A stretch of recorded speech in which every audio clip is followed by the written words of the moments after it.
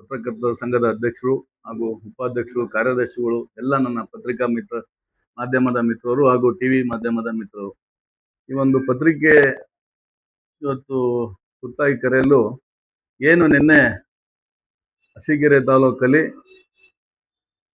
ಒಂದು ಹೋದ ಬಾರಿ ಚುನಾವಣೆಗೆ ನಿಂತು ಸೋತಂತ ಅಭ್ಯರ್ಥಿಯಾದ ಎನ್ ಎಸ್ ಸಂತೋಷಣ್ಣವರು ಅರಸೀಕೆರೆ ಪತ್ರಿಕಾ ಮಾಧ್ಯಮದವ್ರು ಬಿಟ್ಟು ಏನಕ್ಕೆ ಹಾಸನದಲ್ಲಿ ಹೋಗಿ ಕರೆದ್ರು ಅಂತ ಅದು ನಿಮ್ಮಲ್ಲಿದೆ ಗೊಂದಲ, ನನಗೆ ಗೊತ್ತಿಲ್ಲ. ಯಾಕೆಂದ್ರೆ ನಮ್ಮ ಅರಸೀಕೆರೆ ಮಾಧ್ಯಮದಲ್ಲಿ ಮಾಡಿದಂತ ಎಲ್ಲಾ ಪತ್ರಿಕೆ ಕರ್ನಾಟಕ ರಾಜ್ಯದಲ್ಲಿ ಓಡಾಡ್ತಿರ್ತವೆ. ಹಾಸನಕ್ಕೆ ಹೋಗಿ ಜಿಲ್ಲಾ ಮಟ್ಟದಲ್ಲಿ ಕರೆದಿರೋದು ಗೊಂದಲ, ಅದು ನಿಮಗೆ ಗೊತ್ತಿದೆ. ಅದ್ರ ಬಗ್ಗೆ ನಮ್ದೇನು ಅಭ್ಯಂತರ ಇಲ್ಲ. ಅವರು 4 ಸಬ್ಜೆಕ್ಟ್ ಇಲ್ಲಿ ಇಟ್ಟಿದ್ದಾರೆ. ಗ್ರಾಮೀಣ ಪ್ರದೇಶದ ಜನರಿಗೆ ಮೂಲಭೂತ ಸೌಕರ್ಯ ಇಲ್ಲ, ಒಂದು. ಅದಾದ್ಮೇಲೆ ಟಿಸಿಗಳು ರೈತರಿಗೆ ಸಮರ್ಪಕವಾಗಿ ಟಿಸಿ ಕೊಡ್ತಾ ಇಲ್ಲ, ಒಂದು. ಅದೇ ರೀತಿ ಶಾಸಕರು ಬೆಂಗಳೂರು ಹತ್ರ ವಾಸ ಹೋಗಿದ್ದಾರೆ, ಅರಸೀಕೆರೆ ತಾಲೂಕು ಸುತ್ತಾಡುತ್ತಾ ಇಲ್ಲ ಅಂತ ಮತ್ತೊಂದು. ಅದೇ ರೀತಿ ದೇವೇಗೌಡರ ಪುತ್ಥಳಿ ಮಾಡಬೇಕು ಗಂಜಿ ಹ್ಯಾಂಡ್ ಪೋಸ್ಟ್ ಅಲ್ಲಿ ಅಂತ. ಇಷ್ಟು 4 ಸಬ್ಜೆಕ್ಟ್ ನಿನ್ನೆ ಮಾಧ್ಯಮದಲ್ಲಿ ಬಂದಿದೆ. ಸಂತೋಷ್ ಅಣ್ಣರಿಗೆ ಒಂದು ಹೇಳಕ್ ಇಷ್ಟಪಡ್ತೀನಿ, ನೀವು ಪತ್ರಿಕಾ ಮಾಧ್ಯಮವನ್ನ ಶುರು ಮಾಡೋಕ್ಕೂ ಮುಂಚೆನೆಯ ತಾಲೂಕಿನ 4 ಬಾರಿ ಗೆದ್ದಂತ ನಮ್ಮನ್ನ ಶಾಸಕರು ಶಿವಲಿಂಗೇಗೌಡರು ಹಾಗೂ ಸಂಪನ್ಮೂಲ ಭರಿತವಾದ ಗೃಹ ಮಂಡಳಿ ಅಧ್ಯಕ್ಷರು ಅಂತ ತಮ್ಮ ಬಾಯಿಲೆ ನೀವು ನಮ್ಗೆ ಹೇಳ್ತೀರ. ಯಾವುದೇ ಪತ್ರಿಕಾ ಮಾಧ್ಯಮ ಕರೆದಾಗ ಸಂಪನ್ಮೂಲ ಭರಿತ ನಿಗಮ ಮಂಡಳಿ ಅಧ್ಯಕ್ಷರು, ಮಂತ್ರಿ ದರ್ಜೆ ಅಂತ ನೀವು ಹೇಳ್ತೀರ. ಒಂದು, ನೀವು ಅರಸೀಕೆರೆಯಲ್ಲಿ ವಾಸ ಇರಲ್ಲ ಅನ್ನೋಕ್ಕೆ ನಿಮ್ಗೊಂದು ವಾಸ್ತವ್ಯ ಕೊಡ್ತೀನಿ. ಈಗ ಅವರು ಕರ್ನಾಟಕ ರಾಜ್ಯದ ಗೃಹ ಮಂಡಳಿ ಅಧ್ಯಕ್ಷರು, ಅರಸೀಕೆರೆ ತಾಲೂಕಿಗೆ ಶಾಸಕರು ಅಷ್ಟೇ ಆಗ್ಬಿಟ್ರೆ ಕರ್ನಾಟಕ ರಾಜ್ಯಕ್ಕೆ ಈ ಗೃಹ ಮಂಡಳಿ ಅಧ್ಯಕ್ಷರು ಯಾವಾಗ್ಲೂ ಅರಸೀಕೆರೆ ಕ್ಷೇತ್ರ ಸುತ್ತಕ್ಕಾಗತ್ತಾ? ಕಾರ್ಯಗಳಿದ್ದಾಗ ಇಲ್ಲಿ ಏನು ಕಾರ್ಯಗಳಿದ್ದಾವೆ ಆ ಸಂದರ್ಭದಲ್ಲಿ ಪ್ರತಿ ಒಂದು ಹಳ್ಳಿಗಳಿಗೂ ಹೋಗಿ ಯಾವ ಮೂಲಭೂತ ಸೌಕರ್ಯ ಇಲ್ಲ ನೀವು ಹೇಳ್ರಿ. ಎಲ್ಲಾ ಮೂಲಭೂತ ಸೌಕರ್ಯನ್ನ 20 ವರ್ಷದಿಂದ ಅರಸೀಕೆರೆ ತಾಲೂಕಲ್ಲಿ ಅದ್ಭುತವಾಗಿ ಮೂಲಭೂತ ಸೌಕರ್ಯಗಳು ಆಗಿದ್ದಾವೆ. ಇವತ್ತು ಕುಡಿಯೋ ನೀರು ಇರ್ಬೋದು, ಇನ್ನ ಎಜುಕೇಶನ್ ಮಕ್ಕಳಿಗೆ ಶಿಕ್ಷಣ ಇರ್ಬೋದು, ಹಾಸ್ಪಿಟ್ಲ್ ಇರ್ಬೋದು, ರಸ್ತೆ ಕಾಂಕ್ರೀಟ್ ರೋಡ್ ಇರ್ಬೋದು, ಎಲ್ಲ ಮೂಲಭೂತ ಸೌಕರ್ಯಗಳು ಅರಸೀಕೆರೆ ತಾಲೂಕಲ್ಲಿ ಬಹುತೇಕ 100ಕ್ಕೆ 80 ಭಾಗ ಇಲ್ಲ 90 ಭಾಗ ಮೂಲಭೂತ ಸೌಕರ್ಯ ಆಗಿದೆ. ಆ ಕೆಲವು ಮೂಲಭೂತ ಸೌಕರ್ಯಕ್ಕೆ ಯಾರು ಅಡೆತಡೆ ಮಾಡಿರು ಅಂತ ಅದು ನಿಮ್ಮನ್ನು ನೀವೇ ಪ್ರಶ್ನೆ ಮಾಡ್ಕೊಂಡ್ರೆ ನಾವೇನು ಹೇಳೋದು ಬೇಕಾಗಿಲ್ಲ. ಅದೇ ರೀತಿ ಇವತ್ತು ಟಿಸಿ ಹೇಳ್ತೀರಾ, ರೈತರಿಗೆ ಟಿಸಿ ಇಲ್ಲ, ಬೆಂಗಳೂರಲ್ಲಿ ಶಾಸಕರಿದ್ದಾರೆ, ಟಿಸಿ ಯಾಕಿಲ್ಲ? ಇಲ್ಲಿವರೆಗೂ ಟಿಸಿ ನಾವು ನಿಭಾಯಿಸಿದೀವಿ. ಇವತ್ತು ಈ ರಾಜ್ಯದಲ್ಲಿ ಈ ತಾಲೂಕಲ್ಲಿ ಶಿವಲಿಂಗೇಗೌಡರು ಬರೋಕ್ಕಿಂತ ಹಿಂದೆ ಒಂದು ಟಿಸಿ ಹೋದ್ರೆ ಸುಮಾರು 3-4 ತಿಂಗಳು ರೈತರು ಟಿಸಿ ತರ ಕಲಿಯರು. ಇವತ್ತು ಬೆಳಿಗ್ಗೆ ಹೋದ್ರೆ ಸಂಜೆ ನಾವು ಟಿಸಿ ಕೊಟ್ಟಿದ್ದೀವಿ. ಇವತ್ತು ಬೆಳಿಗ್ಗೆ 25 KB ಟಿಸಿ ಹೋದ್ರೆ ಇವತ್ತು ಸಂಜೆನೆ ಟಿಸಿ ತಗೊಂಡೋಗಿದ್ದಾರೆ ರೈತರು. ರೈತರ ವರ್ಗಕ್ಕೆ ಶಿವಲಿಂಗೇಗೌಡರು ಯಾವುದೇ ರೀತಿ ಅನ್ಯಾಯ ಮಾಡಿಲ್ಲ. ಈ ಟಿಸಿನ ಈಗ ಏನಾಯ್ತು, ಮೊನ್ನೆ ಮಳೆಗಾಳಿ ಬಂದಾಗ ಏಕಾಏಕಿ ಒಂದು 10-20 ಟಿಸಿ ಹೋಗಿದ್ದವು ತಾಲೂಕಲ್ಲಿ, ಇಲ್ಲ ಅಂತ ಹೇಳಂಗಿಲ್ಲ, ಹೋಗಿದ್ದು. ನೀವು ಪ್ರಶ್ನೆ ಮಾಡಿದ್ರ. ಆ ಟಿಸಿ ಹೋದಾಗ ತಾಂತ್ರಿಕ ದೋಷದಿಂದ ಲೇಟ್ ಆಗಿದೆ 3-4 ದಿನ. ಅದೇ ಇವತ್ತು 8 ದಿನಕ್ಕೆ ಏನು ಟಿಸಿ ಹೋಗಿದಾವೆ, ಆ ಟಿಸಿಗಳೆಲ್ಲ ಇನ್ನೊಂದು ವಾರದೊಳಗೆ ನಾವೆಲ್ಲ ಸರಿಪಡಿಸ್ತೀವಿ. ಯಾಕೆಂದ್ರೆ ಯಾವುದೇ ಒಂದು ಕೆಲಸ ಆಗ್ಬೇಕಾದ್ರೆ ಅದಕ್ಕೆ ಅಧಿಕಾರಿಗಳು ಇರ್ಬೋದು, ಕಾರ್ಮಿಕ ವರ್ಗದವರು ಇರ್ಬೋದು, ಇವರ ಒಂದು ತಾಂತ್ರಿಕ ದೋಷದಿಂದ ಒಂದು 4-5 ದಿನ ಲೇಟ್ ಆಗಿದೆ. ಯಾವ ರೈತರು ಕೆಬಿ ಆಫೀಸ್ ಹತ್ರ, ಇಲಾಖೆ ಹತ್ರ ಯಾರು ಅವರ ಚಪ್ಪಲಿ ಸೌದಷ್ಟು ತಿರ್ಗಿಲ್ಲ. ಇವತ್ತೇನಾಗಿದೆ, 25 KB ಟಿಸಿ ಇದೆ. ಈ ಒಂದು 25 KB ಟಿಸಿಲಿ 3 ಬೋರ್ವಿಲ್ 4 ಓಡಿಸ್ಬೋದು. 8 ಓಡಿಸ್ದಾಗ ಏನಾಗುತ್ತೆ, 8 ಓಡಿಸಿದಾಗ ಆ ಟಿಸಿ ಎಲ್ಲ ಹೋಗ್ತವೆ. ಈಗ ನಾವು ನಮ್ಮೂರಲ್ಲೇ ಒಂದು 100 KB ಟಿಸಿ ಪದೇ 2-3 ಸತಿ ಹೋಯ್ತು. ನಾವು ಶಿಫ್ಟಿಂಗ್ ಮಾಡ್ಕೊಂಡಿದ್ದೀವಿ. ಒಂದ್ ಸೈಡು ಒಂದು 8 ಮೋಟರ್ ರೋಡ್, ಇನ್ನೊಂದು 8 ಮೋಟರ್ ರೋಡ್ ಅದು ಬಂದು ನೋಡ್ಲಿ ಅವರೇ. ನಾವು ಪ್ರತಿ 3 ದಿನಕ್ಕೆ ಒಂದೊಂದ್ ಕಡೆ ಮಾಡ್ಕೊಂತ ಇದ್ವಿ. ಈ ತರ ನಮ್ಮ ರೈತರುಗಳು ತಿಳ್ಕೊಂಡಿದ್ರೆ ಈ ಸಂದರ್ಭ ಬರ್ತಿರ್ಲಿಲ್ಲ. ಇದು ಟಿಸಿ ಸಮಸ್ಯೆ ಇದ್ರೆ ಇನ್ನೊಂದು ವಾರದೊಳಗೆ ಏನೇನು ನೀವು ಹೇಳಿದ್ರ 50-60 ಏನಿಲ್ಲ, 7-8 ಟಿಸಿ ನಾನು ಮಾಹಿತಿ ತಗೊಂಡ್ಬಂದಿದ್ದೀವಿ. ಒಂದು 10 ಟಿಸಿ ಕೊಡಬೇಕು, ನಾವು ಕೊಡ್ತೀವಿ. ಒಂದು ಸೆಕೆಂಡ್, ನೀವು ಇವತ್ತು ಶಿವಲಿಂಗೇಗೌಡರು ಇಡೀ ಕರ್ನಾಟಕದಲ್ಲಿ ಗೃಹ ಮಂಡಳಿ ಆಗಿದ್ದಾರೆ, ಅದ್ಭುತವಾದ ಕೆಲಸ ಮಾಡ್ತಾ ಇದ್ದಾರೆ. ಸರ್ಕಾರದಲ್ಲಿ ದುಡ್ಡು ತರಬೇಕು ಅಂದ್ರೆ ಅರಸೀಕೆರೆಯಲ್ಲಿ ತಿರುಗಾಡಿದ ದುಡ್ಡು ಬರಲ್ಲ. ಇವತ್ತು ಸರ್ಕಾರದಲ್ಲಿ ದುಡ್ಡು ಬರೋಕೆ ಸಚಿವರ ಮನೆಗಳಿಗೆ ಚಪ್ಪಲಿ ಸೌಧ ಇದಾವೆ. ಶಿವಲಿಂಗೇಗೌಡರು ತಾಲೂಕು ಇಂಪ್ರೂವ್ ಆಗ್ಬೇಕಾರ, ಅಭಿವೃದ್ಧಿ ಹೊಂದಬೇಕು ಅಂದಾಗ ಅವ್ರ ಎಷ್ಟು ಜೊತೆ ಚಪ್ಪಲಿ ಸೌಧ ಇದಾವೆ, ಯಾರ್ಯಾರ ಮನೆ ಬಾಗಿಲು ಕಾದಾರೆ ಅಂತ ಅವ್ರಿಗೆ ಗೊತ್ತು. ಅದು ಆದ್ರಿಂದ ಅರಸೀಕೆರೆ ಚಿತ್ರಣ ನಿಮಗೆ ಹೆಚ್ಚಿಗೆ ಗೊತ್ತಿಲ್ಲ. ನೀವು ಅರಸೀಕೆರೆ ಬಂದಿರೋದು 8 ವರ್ಷದಿಂದ, ನಾವೆಲ್ಲ ಇಲ್ಲೇ ಹುಟ್ಟು ಬೆಳೆದಿದ್ದೀವಿ. 8 ವರ್ಷದಿಂದ ನಿಮಗೆ ಗೊತ್ತು, ಅಷ್ಟು ಬಿಟ್ರೆ ಅದಕ್ಕಿಂತ ಹಿಂದೂ ನಿಮ್ಗೆ ಏನೂ ಗೊತ್ತಿಲ್ಲ. ಅದರಿಂದ ಚಪ್ಪಲಿ ಸೌಧ ಶಿವಲಿಂಗೇಗೌಡರು ತಾಲೂಕು ಅಭಿವೃದ್ಧಿ ಮಾಡ್ಬೇಕಾರ ಒಬ್ಬ ಮುಖ್ಯಮಂತ್ರಿ ಮನೆ ಇರ್ಬೋದು, ಇಲ್ಲ ಸಚಿವರ ಮನೆಗಳಿಗೆ ಹೋಗಿ ಈ ತಾಲೂಕಿಗೆ ಅನುದಾನ ತರಕ್ಕೆ ಹೆಚ್ಚಿಗೆ ಇಲ್ಲಿ ಅಸಿಗರಲ್ಲಿ ಕೂತ್ಕೊಂಡ್ರೆ ಯಾರು ಗ್ರಾಂಟ್ ಕೊಡಲ್ಲ. ಬೆಂಗಳೂರಲ್ಲಿ ಇದ್ದಾರೆ, ಇಡೀ ರಾಜ್ಯದ ಗೃಹ ಮಂಡಳಿ ಅಧ್ಯಕ್ಷರಾದ್ರಿಂದ ಅವರು ಇವತ್ತು ಅವರು ರಾಜ್ಯದ ಸಮಸ್ಯೆನೂ ಅವ್ರು ನೋಡ್ಬೇಕು. ಅವ್ರು ಮುಂದಿನ ದಿನಗಳಲ್ಲಿ ಇವಾಗಲೇ ಹೇಳ್ತೀನಿ ಮಂತ್ರಿ ಆಗ್ತಾರೆ ಕರ್ನಾಟಕ ರಾಜ್ಯಕ್ಕೆ. ಯಾಕೆಂದ್ರೆ ಒಂದು ರಾಜ್ಯದ ಒಬ್ಬ ನಾಯಕರು ರಾಜ್ಯ ಅವ್ರು ಗುರ್ತು ಮಾಡಿದೆ ಮಂತ್ರಿ ಆಗ್ತಾರೆ. ಬರೇ ನೀವೇನ್ ಹೇಳ್ತಿಲ್ಲ ಸಂಪತ್ ಭರಿತ ಒಂದು ಗೃಹ ಮಂಡಳಿ ಅಧ್ಯಕ್ಷ ಆಗಿರಿ ಅಂತ ಕರ್ನಾಟಕ ರಾಜ್ಯದ ಮಂತ್ರಿಗಳು ಹಾಕೋ ಅವರು ಇದಾರೆ, ಅವ್ರು ಆಗ್ತಾರೆ ಅಂತ ಕೇಳಕ್ಕೆ ಇಷ್ಟಪಡ್ತಾ ಇವತ್ತು ನೆಕ್ಸ್ಟ್ ನೀವು ರಾಗಿ ಕಳ್ಳ ರಾಗಿ ಕಳ್ಳ ರಾಗಿ ಕಳ್ಳ ಮಾತಿದ್ರೆ ನೀವು ರಾಗಿ ಕಳ್ಳ ಅಂತಾರ. ಆ ರಾಗಿ ಕಳ್ಳನ ವಿಚಾರಕ್ಕೆ ಧರ್ಮಸ್ಥಳಕ್ಕೆ ಹೋಗಿ ನಾವು ಪ್ರಮಾಣನೂ ಮಾಡಿ ಬಂದಿದ್ದೀವಿ, ನಮಗೂ ಇದಕ್ಕೂ ಸಂಬಂಧ ಇಲ್ಲ ಅಂತ. ಇವತ್ತು ಅವ್ಯವಸ್ಥೆ ಆಗಿದೆ ರಾಗಿ ಇದರಲ್ಲಿ ಅಂತಾರ. ರಾಗಿ ಮಾರುಕಟ್ಟೆಯಲ್ಲಿ ಅವ್ಯವಸ್ಥೆ ಆಗಿಲ್ಲ. ಈಗ ಸಣ್ಣ ಪುಟ್ಟ ಲೋಪದೋಷಗಳು ಇರ್ತವೆ, ಹಮಾಲಿಗಳು ಇರ್ಬೋದು, ಅಲ್ಲಿನ ಒಂದು ಲೋಡರ್ಸ್ ಇರ್ಬೋದು, ಇಲ್ಲ ರೈತರು ಇರ್ಬೋದು. ನಾವು ರೈತರು ದುಡ್ಡು ಕೊಡೋಕೆ ಅವ್ರು ಇಸ್ಕೊಂತಾರೆ. ಇವತ್ತು ನಾನ್ ರಾಗಿ ಬೆಳೆದಿದ್ದೀನಿ, ನಂದು ಪಾಣಿ ಇಲ್ಲ. ನೀವು ರಾಗಿ ಬೆಳೆದಲ್ಲಿ ನಿಮ್ ಪಾಣಿ ಇದೆ, ನಿಮ್ಮ ಪಾಣಿಗೆ ನಮ್ಮ ರಾಗಿ ಬಿಟ್ಟಿದೀವಿ, ನೀವು ಅರ್ಥ ಮಾಡ್ಕೋಬೇಕು. ಈಗ ನಾವು ವಿತೌಟ್ ಡಾಕ್ಯುಮೆಂಟ್ ಜಾಗದಲ್ಲಿ ನಾವು ರಾಗಿನ ಏನೋ ಬೆಳೆದಿದ್ದೀವಿ, ನಾವು ನಮ್ಮಲ್ಲಿಲ್ಲ, ನಾವು ನಿಮಗ್ ಬಿಟ್ಟಿದೀವಿ. ನಮ್ಮ ತಾಲೂಕಿನ ರಾಗಿ ಹರಿದಾಡ್ತಾ ಇತ್ತಲ್ಲ, ಎಷ್ಟು ಬಿಟ್ರೆ ಯಾವುದೇ ಅವ್ಯವಸ್ಥೆ ಆಗಿಲ್ಲ. ಇವತ್ತು ರಾಗಿಯಲ್ಲಿ ಏನು ಇವತ್ತು ಒಂದು ಸ್ವಲ್ಪನೂ ಲೋಪದೋಷ ಇಲ್ಲ. ನೀವು ಮಾತಾಡ್ತೀರ ಸಾಕು, ರಾಗಿ ವಿಚಾರ ತಗಂತೀರ, ಕ್ಯಾಲ್ಕುಲೇಟರ್ ತಗೊಂಡ್ರೆ 6 ಲಕ್ಷ ಅಂತೀರ. ಒಬ್ಬ ಗೃಹ ಮಂಡಳಿ ಅಧ್ಯಕ್ಷ ಈ ರೈತರು ದುಡ್ಡು ತಿನ್ಬೇಕಾ? 6 ಲಕ್ಷ ಆಯ್ತು, 6 ಇಂಟು ಇಷ್ಟು, ಇಷ್ಟು ಇಂಟು ಇಷ್ಟು ಅಂದ್ರೆ ಇವರು ಒಬ್ಬ ಗೃಹ ಮಂಡಳಿ ಅಧ್ಯಕ್ಷ ಇದ್ರು, ರೈತರು ದುಡ್ಡು ರೈತರು ಮೋಸ ಮಾಡ್ಬೇಕಾ? ಅವರು ರೈತಾಪಿ ವರ್ಗದಲ್ಲಿ ಹುಟ್ಟು ಬಂದಿದ್ದಾರೆ. ನೀವ್ ಹೇಳ್ತೀರಾ ಮಜ್ಜಿಗೆ ಮಾರ್ಕೆ ಬಂದು ನೀವು ಶಾಸಕರಾಗಿರ ಅಂತೀರ. ಯಾಕೆ ಮಾಡ್ಬಾರ್ದು ಸ್ವಾಮಿ ಮಜ್ಜಿಗೆ? ತಪ್ಪೇನಿದೆ? ನಾವು ಕಂಡರ್ ಮೇಲೆ ಮಣ್ಣ ಒತ್ತಿದೀವಿ, ತಪ್ಪೇನು? ರೈತರು ಮೇಲೆ ಏನ್ ಮಾಡಕ್ಕೂ ತಯಾರಿದ್ದೀವಿ.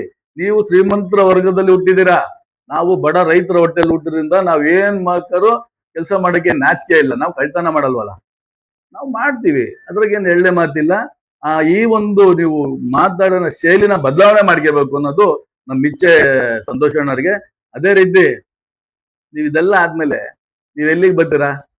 ದೇವೇಗೌಡರು ಪುತ್ಥಳಿ ಅಂತ ಬರ್ತೀರಾ. ನಮಗೆ ದೇವೇಗೌಡರ ಮೇಲೆ ನಾವ್ ಯಾವುದೇ ಪಕ್ಷದಲ್ಲಿ ಅಪಾರವಾದ ಪ್ರೀತಿ ಇದೆ. ಯಾಕೆಂದ್ರೆ ಒಬ್ಬ ಗ್ರಾಮೀಣ ಪ್ರದೇಶದ ಒಬ್ರು ಇವತ್ತು ಈ ದೇಶದ ಚುಕ್ಕಾಣಿ ಹಿಡಿದು ಅಲ್ಲಿ ತ್ರಿವರ್ಣ ಧ್ವಜ ಹಾರಿಸಿದ್ದಾರೆ ದೇವೇಗೌಡರು ಅಂದ್ರೆ ಸುಮ್ಮನೆ ಸಾಮಾನ್ಯ ಆಗಲ್ಲ. ದೇವೇಗೌಡರಿಗೆ ಪುತ್ಥಳಿ ಮಾಡೋದು ನಮ್ಮ ಶಾಸಕರಾಗ್ಲಿ ಈ ತಾಲೂಕಿನ ಜನಗಳ ಮನಸ್ಸಲ್ಲಿದೆ. ಇವತ್ತು ಜಿಲ್ಲಾ ಮಟ್ಟದಲ್ಲಿ ಆಗ್ಬೇಕು. ನೀವ್ ಹೇಳ್ತಾರ ನಾವು ಚಂದ ಎತ್ತಿದ್ವಿ, ದೇವೇಗೌಡರು ಪುತ್ಥಳಿ ಮಾಡಕ್ಕೆ ಸಂತೋಷ್ ಅಣ್ಣರೇ ಚಂದ ಎತ್ತದೇನ್ ಬೇಕಾಗಿಲ್ಲ. ಈ ದೇಶದ ಪ್ರಧಾನಿ ಆಗಿದ್ದಾರೆ, ಅವ್ರ ಮನೇಲಿ ಈ ರಾಜ್ಯದ ಮುಖ್ಯಮಂತ್ರಿಗಳಾಗಿದ್ದಾರೆ, ಸಚಿವರಾಗಿದ್ದಾರೆ. ದೇವೇಗೌಡರು ಬರೀ ಗಂಚಿ ಹ್ಯಾಂಡ್ ಪೋಸ್ಟ್ ಆಗೆಲ್ಲ ಅವ್ರನ್ನ ಬೇಕಾದ್ರೆ ಜಿಲ್ಲಾ ಮಟ್ಟದಲ್ಲೂ ತಾಲೂಕ್ ಮಟ್ಟದಲ್ಲೂ ಎಲ್ಲಾ ಮಟ್ಟದಲ್ಲೂ ದೇವೇಗೌಡರು ಪುತ್ಥಳಿ ಇಕ್ಕನ. ಅದಕ್ಕೂ ಒಂದ್ ಸಂದರ್ಭ ಬರುತ್ತೆ. ನೀವು ಹಿಂದೆಲ್ಲ ದೇವೇಗೌಡರು ಬೈತಾ ಇದ್ರಿ, ಕುಮಾರಣ್ಣನ ಮುಖ್ಯಮಂತ್ರಿ ಸ್ಥಾನದಿಂದ ಇಳಿಸ್ಬೇಕು ಅಂತ ಅಲ್ಲಿಂದ ಹಂಗೆ ಉತ್ಕೊಂಡು ಹೋಗ್ಬಿಡ್ರಿ. ಯಾಕೆ ಈಗ ದೇವೇಗೌಡರ ಮೇಲೆ ಪ್ರೀತಿ ಬಂದಿದೆ ಅಂತ ನಮಗೆ ಗೊತ್ತಾಗ್ತಾ ಇಲ್ಲ. ನಿಮ್ದೇ ಮನೆ ಒಂದು 3 ಬಾಗಿಲು ಆಗಿದೆ. ಈಗ ನಿಮ್ದೇ ಮನೆ ಒಂದು 3 ಬಾಗಿಲು, 3 ಕಡೆ 3 ಈ ಕಡೆ 3 ಆ ಕಡೆ ಅಂದಾಗ ನೀವೇನ್ಕೆ ಅವ್ರ ಮೇಲೆ ಅತ್ಯಂತ ಪ್ರೀತಿ ಬಂದಿದೆ ಗೊತ್ತಿಲ್ಲ. ದೇವೇಗೌಡರು ಈ ದೇಶಕ್ಕೆ ರೈತನಿಗೆ ಏನಾದ್ರು ಇವತ್ತು ಸಬ್ಸಿಡಿ ಕೊಟ್ಟಿದ್ದಾರೆ ಅಂದ್ರೆ ಅದು ದೇವೇಗೌಡರು. ಇವತ್ತು ಹಿಂದುಳಿದ ವರ್ಗದವ್ರಿಗೆ ಏನಾರು ಮೀಸಲಾತಿ ಕೊಟ್ಟಿದ್ದಾರೆ ಅಂದ್ರೆ ಅದು ದೇವೇಗೌಡರು. ಈ ಒಂದು ಹಳ್ಳಿಯ ಒಬ್ಬ ಮಣ್ಣಿನ ಮಗ ಇವತ್ತು ಈ ದೇಶದ ಚುಕ್ಕಾಣಿ ಹಿಡಿದಾರೆ ಅಂದ್ರೆ ಅದು ದೇವೇಗೌಡರು. ಅವ್ರ ಬಗ್ಗೆ ನೀವು ಹೆಚ್ಚಿಗೆ ಮಾತಾಡಕ್ ಹೋಗೋದು ಚೆನ್ನಾಗಿರಲ್ಲ. ದೇವೇಗೌಡರ ಮೇಲೆ ಯಾವುದೇ ಪಕ್ಷ ಆಗ್ಲಿ ಎಲ್ಲರಿಗೂ ಪ್ರೀತಿ ಇದೆ. ಯಾಕೆಂದ್ರೆ ನಾವು ಸಹ ಅವ್ರನ್ನ ತುಂಬಾ ವರ್ಷದಿಂದ ನಾವು ದೇವೇಗೌಡರ ಶಿಷ್ಯರೇ. ಅವ್ರು ಹೇಳ್ತಾರೆ ನೀವು ದೇವೇಗೌಡರನ್ನ ಒಂದು ಟೆಂಟ್ ಅಲ್ಲಿ ಎಲ್ಲ ಬೆಳೆದಿದ್ದಾರಂತ. ಎಲ್ಲಾರು ಏನು ಒತ್ಕೊಂಡೇ ಬಂದಿರಲ್ಲ, ಒಬ್ಬೊಬ್ರು ಬೆಳೆದಿರ್ತಾರೆ. ದೇವೇಗೌಡರು ಅವತ್ತು ಬಿಟ್ಟು ಬರಲಿಲ್ಲ ಅಂದ್ರೆ ಇವತ್ತು ಸಿದ್ದರಾಮಯ್ಯನವ್ರೇನು ಮುಖ್ಯಮಂತ್ರಿಗಳು ಆಗ್ತಿರ್ಲಿಲ್ಲ ಅಲ್ವಾ? ಇವತ್ತು ನಾವೇನಾರ JDS ಬಿಟ್ಟು ಬರಲಿಲ್ಲ ಅಂದ್ರೆ 18, 19 ಆಗರು ಕರ್ನಾಟಕ ರಾಜ್ಯ ಅಭಿವೃದ್ಧಿ ಅರಸೀಕೆರೆ ತಾಲೂಕು ಅಭಿವೃದ್ಧಿ ಮಾಡಕ್ ಆಗದ? ಗ್ರಾಂಟ್ ಕೊಡಾರ ನಮಗೆ? ಹೇಳ್ರಿ ನೀವೇನಾರ.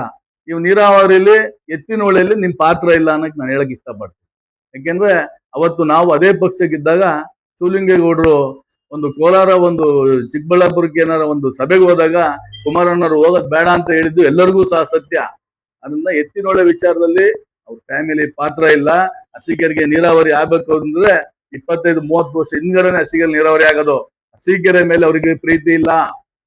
ಅವ್ರಿಗೆ ಅರಸೀಕೆರೆ ಮೇಲೆ ಪ್ರೀತಿ ಇದ್ರೆ ಅರಸೀಕೆರೆ ರೈತರು ಇವತ್ತು ಗೋಗರಿತಿರಲ್ಲ ನೀರಿಗೆ. ಒಂದು 50 ವರ್ಷದ ಹಿಂದೆ ನೀರು ಬರೋದು.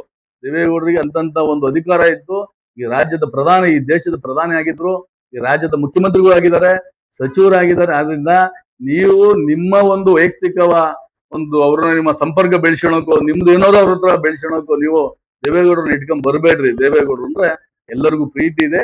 ಪುತ್ಥಳಿ ಶಿವಲಿಂಗೇಗೌಡರೇ ಮಾಡ್ತಾರೆ. ಅದಕ್ಕೆ ಸಂದರ್ಭ ಬರ್ಬೇಕು, ಸಮಯ ಸಂದರ್ಭ ಬಂದಾಗ ಈ ತಾಲೂಕ್ನವ್ರು ಮಾಡ್ತಾರೆ. ಯಾರು ಏನ್ ಚಂದ ಐತೆ ಮಾಡೋದು ಬೇಕಾಗಲ್ಲ ಅಂತ ಹೇಳಕ್ ಇಷ್ಟಪಡ್ತಾ, ಇವತ್ತು ಪದೇ ಪದೇ ನೀವ್ ಹೇಳ್ತಲೇ ಇರ್ತೀರಾ ಶಿವಲಿಂಗೇಗೌಡರ ಮೇಲೆ ಇದು ಅಭಿವೃದ್ಧಿ ಆಗಿಲ್ಲ ಅಂತ. ತಾಲೂಕು ಸಾಕಷ್ಟು ಅಭಿವೃದ್ಧಿ ಆಗಿದೆ. ನೀವು ಇಂಜಿನಿಯರ್ ಕಾಲೇಜಿಗೆ ಯಾರಪ್ಪ, ಇಂಜಿನಿಯರ್ ಕಾಲೇಜಿಗೆ ಯಾರು ಹೋಗಿದ್ರು? ಇವತ್ತು ಇಲ್ಲಿ ಸ್ಟೇ ಮಾಡ್ಸಕ್ ಯಾರು ಹೋಗಿದ್ರು? ಯಾರ್ಯಾರು ಯಾವ್ಯಾವ ಪಾತ್ರ ಹೇಳ್ಬೇಕಾ? ಆದ್ರಿಂದ ಬೇಡ. ಈಗ ನಾವೊಂದು ಪ್ರೆಸ್ ಮೀಟಿಂಗ್ ಮಾಡಿದ್ರೆ ನೀವು ನಿಮ್ ಹಿಂಬಾಕ್ಲು ನಿಮ್ ಶಿಷ್ಯರು ಬಿಟ್ಟು ಮಾಡಿಸ್ತೀರಾ. ನಮಗೆ ಏನಿಲ್ಲ, ಅಭಿವೃದ್ಧಿ ಮಾಡ್ತಾ ಇದಾರೆ, ನಾವು ಅವ್ರು ಹಿಂದಿದೀವಿ. ಈಗ ನಿಮ್ ಹಿಂದಿರೋರು ಸಹ ನಮ್ ಜೊತೆಲಿದ್ ನಮ್ಮ ಅಣ್ತಂಬುಗಳೇ ಇಲ್ಲೇನಾರು ಬಂದ್ ಕೂತ್ಕೊಂಡ್ರೆ ಅಂದ್ರೆ ನಮ್ಮ ಅಣ್ತಂಬುಗಳೇ ಬಂದ್ ಕೂತ್ಕೊಂಡು ಶಿವಲಿಂಗೇಗೌಡರನ್ನ ಬೈಯಕ್ ಇದ್ ಮಾಡಿದಾರ. ಶಿವಲಿಂಗೇಗೌಡರು ಬೈಸ್ಕೊಳ್ಳೋವಷ್ಟು ಕೆಲಸ ಈ ತಾಲೂಕಲ್ಲಿ ಮಾಡಿಲ್ಲ. ಇಂಥ ಒಬ್ರು ನಾಯಕರು ಇದಾರೆ.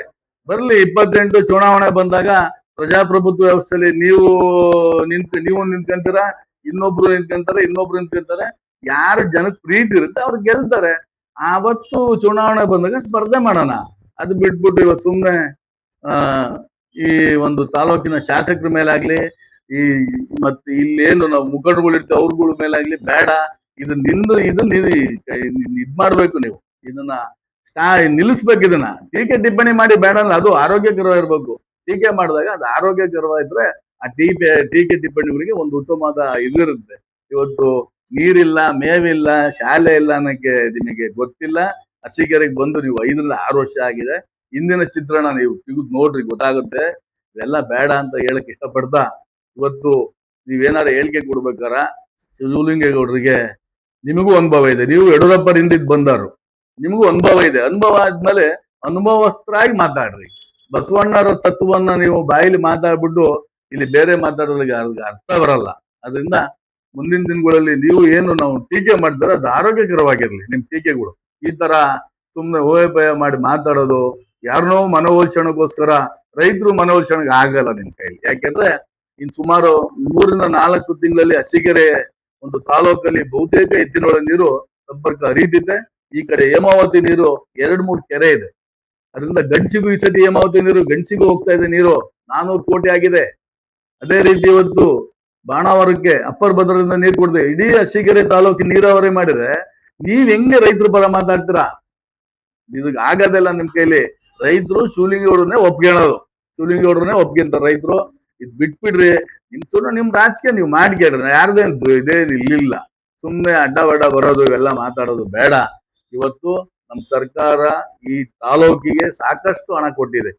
ನಮ್ಮ ಏನು ಇವತ್ತು ಕಾಂಗ್ರೆಸ್ ಸರ್ಕಾರ ಇದೆ, ಮುಖ್ಯಮಂತ್ರಿ ಸಿದ್ದರಾಮಯ್ಯನವರು ಇರ್ಬೋದು, ಡಿ ಕೆ ಶಿವಕುಮಾರ್ ಇರ್ಬೋದು, ಈ ತಾಲೂಕಿಗೆ ಅತಿ ಹೆಚ್ಚು ಕರ್ನಾಟಕ ರಾಜ್ಯದಲ್ಲಿ ಅತಿ ಹೆಚ್ಚು ಯಾರು ದುಡ್ಡು ತಂದರೆ ಏನಾರ ಮಾಡಿದಾರೆ ಅಂದ್ರೆ ಅದು ಶಿವಲಿಂಗೇಗೌಡರು.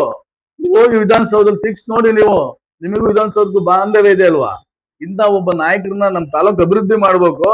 ಇಲ್ಲ ಯಾರ್ಯಾರ್ದೋ ಕಾಲು ಎಳಿತಾ ಕೂತ್ಕೋಬೇಕು. ನಾವು ತಾಲೂಕು ಅಭಿವೃದ್ಧಿ ಆಗ್ತಾ ಇದೆ, ಆಗ್ಲಿ. ಇದಕ್ಕೆ ನೀವು ಅವಕಾಶ ಮಾಡ್ಕೊಡ್ಬೇಕು. ಮುಂದಿನ ದಿನಗಳಲ್ಲಿ ಇದು ಬೆಳವಣಿಗೆ ಆಗ್ಬಾರ್ದು ಅಂತ ನಿಮ್ಗೊಂದು ಕಿವಿ ಮಾತು ನಾವು ಹೇಳ್ತಾ. ಯಾಕಂದ್ರೆ ನೀವು ನಮ್ಮಂತರದಲ್ಲೇ ಹೇಳ್ಸಬಾರ್ದು. ನೀವು ಕರ್ನಾಟಕ ರಾಜ್ಯದ ನಮ್ಮ ಯಡಿಯೂರಪ್ಪಾಜಿ ಒಂದು ಹಿಂದೆ ಇದ್ದು ನೀವು ಬಂದಿರೋರು, ನೀವು ನಮ್ಮಂತರ ಕೈಲಿ ಹೇಳ್ಸಬಾರ್ದು. ಆದ್ರಿಂದ ಮುಂದಿನ ದಿನಗಳಲ್ಲಿ ನಿಲ್ಲಿಸ್ರಿ. ಇದು ನಿಲ್ಬೇಕು. ನಾವೇನಿದೆ ನಮ್ಮನೇನು ಶಿವಲಿಂಗೇಗೌಡರು ಹೇಳ್ಕೊಟ್ಟೆ ನಮ್ಗೆ ನೀವೇನ್ ಕಳ್ಸಿಲ್ಲ. ನೀವು ಅದೊಂದು ಹೇಳ್ತೀರಾ. ನಿಮ್ಮ ಹಾಸನ ಜಿಲ್ಲಾ ಪತ್ರಿಕೆಯಲ್ಲಿ ಬಂದಿರೋದ್ರಿಂದ ನಾವು ಬಂದು ಇಲ್ಲಿ ಕೂತೀವಿ. ನಮಗೆ ಸರ್ಕಾರ ಒಂದು ಹುದ್ದೆ ಕೊಟ್ಟಿದೆ. ನಾವು ಮತ್ತೆ ಈ ತಾಲೂಕಿನ ನಾವು ರೈತರ ಮಕ್ಕಳೇ, ನಾವೇನ್ ಬೇರೆ ಏನು ಅಲ್ವಲ್ಲ.